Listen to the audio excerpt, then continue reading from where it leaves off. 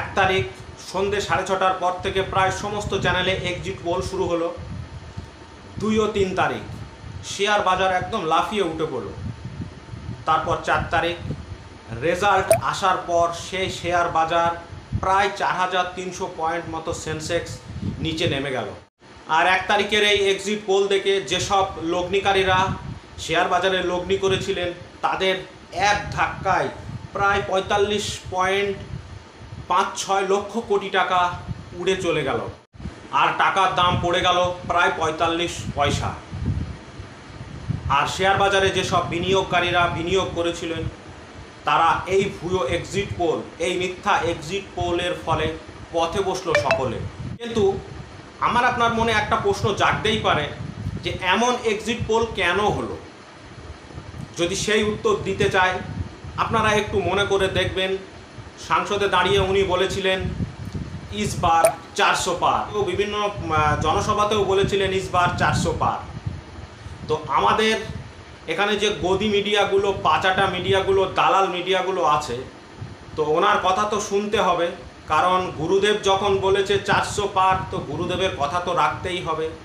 তো গুরুদেবের কথা রাখতে গিয়েই ভারতবর্ষের সমস্ত কিছু মিডিয়া চ্যানেল বাদ দিয়ে সমস্ত মিডিয়াগুলোই এক্সিট পোলকে এমনভাবে দেখানো শুরু করলো যে এবার হয়তো 2019কেও ছাপিয়ে একদম 400 পার, যেটা 2019-এ ছিল তার থেকেও হয়তো বেশি সংখ্যক আসন নিয়ে জিতবে।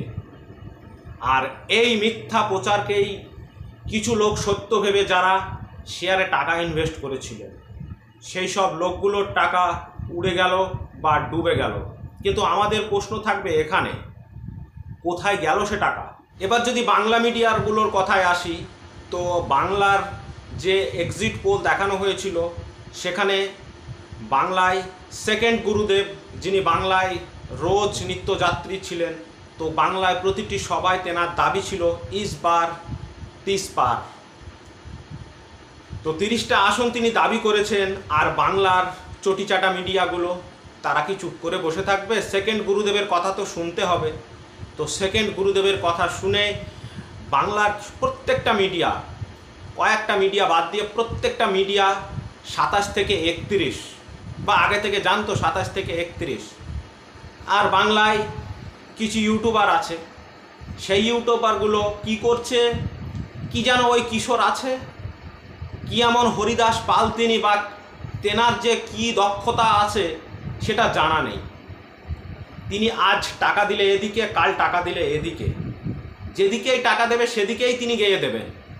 তো তেনার কথা শুনে তিনি বলেছেন যে বাংলাতে এবার 27 থেকে 31টি আসন পাচ্ছে। তো তার কথা শুনে এরাও নাচতে শুরু করেছে, 27 থেকে 31 আসন পাচ্ছে। কিন্তু যারা দীর্ঘদিন ধরে এই রাজনীতির সঙ্গে যুক্ত আছেন তাদের মতামতগুলো যদি আপনারা নিরপেক্ষ দেখেন, তো তারা এক্সিট পোলের আগেও যে কথাটি বলেছিলেন, এক্সিট পোলের পরেও সেই একই কথা তারা ধরে রেখেছিল। তো যাই হোক, সেসব তর্কে আজ আমি যাচ্ছি না। কিন্তু যেসব মানুষগুলো টাকা লগ্নি করেছিল বা বিনিয়োগ করেছিল শেয়ার বাজারে, সেই সব টাকাগুলো তো তাদের ডুবে গেল। তার কারণ এক্সিট পোলে দেখানো হয়েছিল যে এবার আবারও বিজেপি সরকার আসছে, তো সেই সরকার টিকে থাকবে এবং সংখ্যাগরিষ্ঠতা নিয়েই টিকে থাকবে। তো সেই আশায় তারা শেয়ার বাজারে বিভিন্ন ব্যক্তি টাকা বিনিয়োগ করেছিল। এবং এই গদি মিডিয়াগুলো তাদের এক্সিট পোল এমন করে দেখানো হলো যে সত্যই যেসব লোকগুলো টাকা বিনিয়োগ করেছিল তারা সত্য সত্য ভেবে নিয়েই টাকা বিনিয়োগ করেছিল এই শেয়ার বাজারে।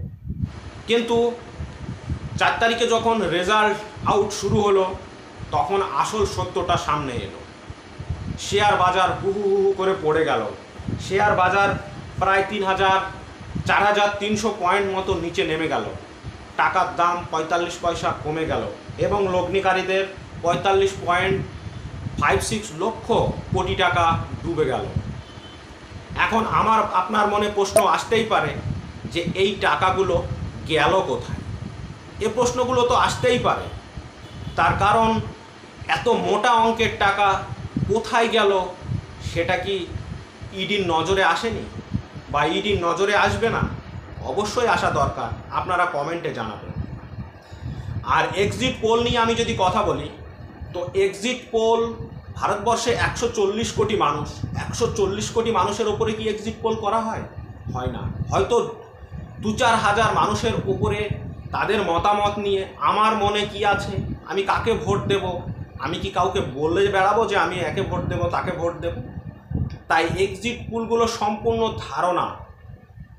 আর এবারের এক্সিট পোলের যদি কথা বলি আমি, তাহলে সেই এক্সিট পোলটি দুটো লোকের কথাতে নির্ভর করে এই এক্সিট পোল তৈরি করা হয়েছিল এবং তার ব্লুপ্রিন্ট তৈরি করা হয়েছিল অনেক আগেই।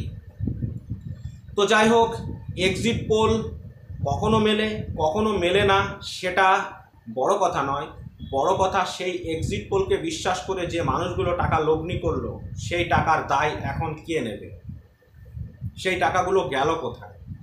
এই প্রশ্ন থাকবে। আর এক্সিট পোল নিয়ে সাধারণ মানুষ কি বলছে, যে ভবিষ্যতে এক্সিট পোল ভারতবর্ষে কি থাকা উচিত নাকি থাকা উচিত নয়, দেখুন আপনারা সাধারণ মানুষ কি বলছে।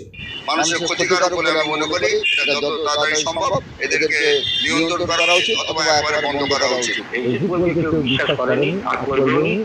আর এক্সিট পোল যদি কোনোদিন করেন তাহলে চিন্তা ভাবনা করে করবেন, আর না কিন্তু করবেন। এক্সিট পোল যেটা হয় তার প্রতি ভারতবর্ষের মানুষের কোনো বিশ্বাস নেই। ভারতবর্ষের মিডিয়া যেটা করে সেটা শুধুমাত্র নরেন্দ্র মোদীর জন্য করে, আদানির জন্য করে, আম্বানির জন্য করে। নিজেদের বিবেককে জাগ্রত করে সত্যি নিউজটা এখন থেকে তারা দেখাবেন। যারা সাংবাদিক তারা একরকম ভাবে ভেবেছেন, তো মানুষ যেটা করার সেটাই করবে, কারণ গণতান্ত্রিক দেশে যেটা হওয়ার সেটাই হয়েছে।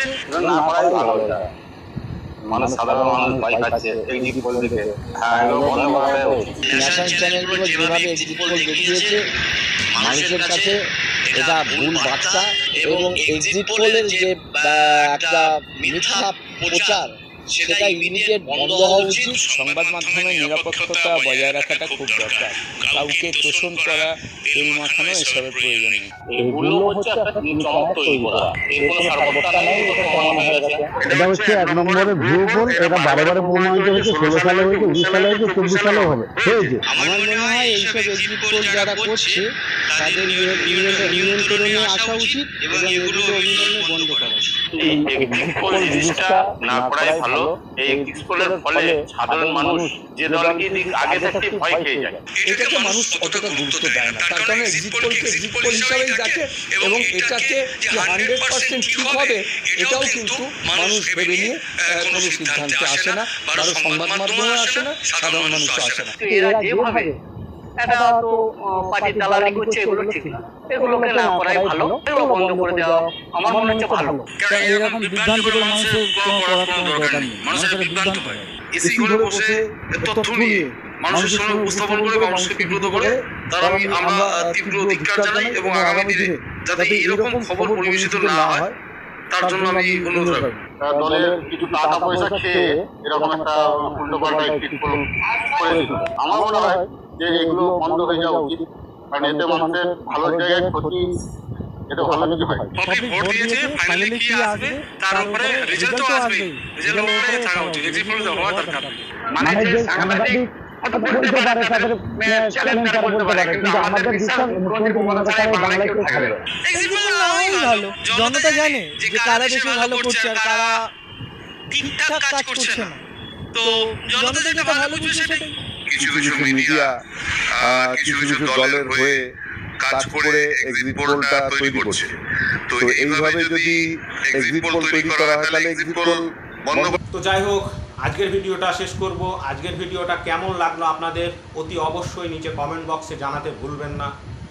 ভিডিওটি যদি আপনাদের একটুও ভালো লেগে থাকে একটু শেয়ার করবেন, তার কারণ আপনাদের শেয়ারের অপেক্ষায় বসে থাকি। আপনারা ভিডিওগুলোকে শেয়ার করবেন, ভালো লাগবে, পরবর্তী ভিডিও বানানোর উৎসাহ পাবো। তাই বরাবরের মতো আজকেও আপনারা ভালো থাকবেন ও সুস্থ থাকবেন এই বলেই ভিডিও শেষ করব। দেখা হবে পরের কোনো নতুন ভিডিওতে, নতুন কোনো টপিক নিয়ে, নতুন কোনো বিষয়।